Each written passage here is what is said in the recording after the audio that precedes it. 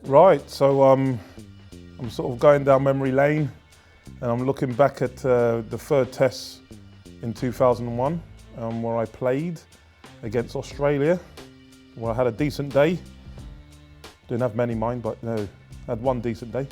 Running in against Matt Hayden, struck him in front. But I think if you, especially in today's field with all the technology, it might have shown that it was just outside. But happy to see him go.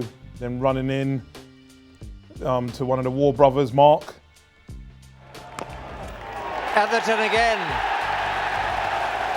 Ball sort of coming into him, and what I sometimes do is end up bowling like a leg cutter. Didn't know I was bowling that at the time. A great catch there by Affers at first slip. Just went away from Mark Waugh. Admired him as a player, so I was happy to see him. Third wicket. Got him. Well bowled.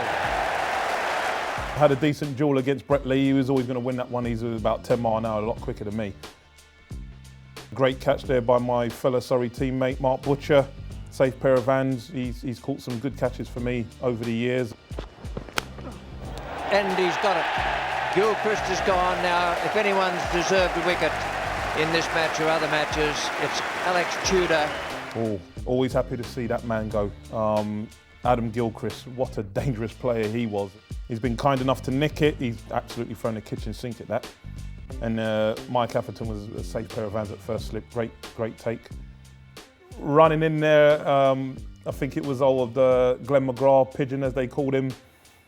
Pitched up delivery. Again, just went slightly away from him, edged it to Mark Butcher, low down at second slip to his left. The celebration was one that needed a lot of work, to be fair, sort of laying on the floor. Most probably couldn't believe that I got a 5 for in the Ashes. Just very delighted that my parents were able to be there for that, because when I made my debut in Perth in Australia, they weren't able to get out there because it was a little bit of a shock that I was going to play, because it was a little bit meant to be a bit of work experience. And I was sort of the next bowler off the rank. But because we weren't doing very well, they sort of threw me in there. So there weren't enough time for my parents to get out. So for them to be at Trent Bridge and to see me do that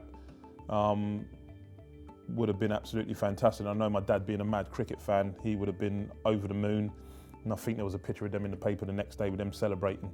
But I think that was not long-lived, because we ended up losing that game by 7 wickets. So, hey, look, you know, as I said, arguably the best team that I would have played against, and against anyone would have played against.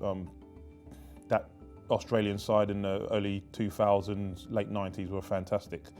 But to get 5 for against them, I always say, you know, when I got my wickets, it was against the best. I never really played against Zimbabwe, Bangladesh, those type of teams. It was like, I've played 10 test matches, 6 of them have been against Australia, and I've done okay. So, bar injury, which, you know, has hampered me a bit, it sort of stopped my career. But when I did play, I don't think I let myself down, and my family and friends, so I did okay. I'll be able to show my kids one day. I'll show my son. I've got a 4-month-old son. I'll be showing him this, and 2 daughters. Good memories, good memories. For more great videos, please subscribe.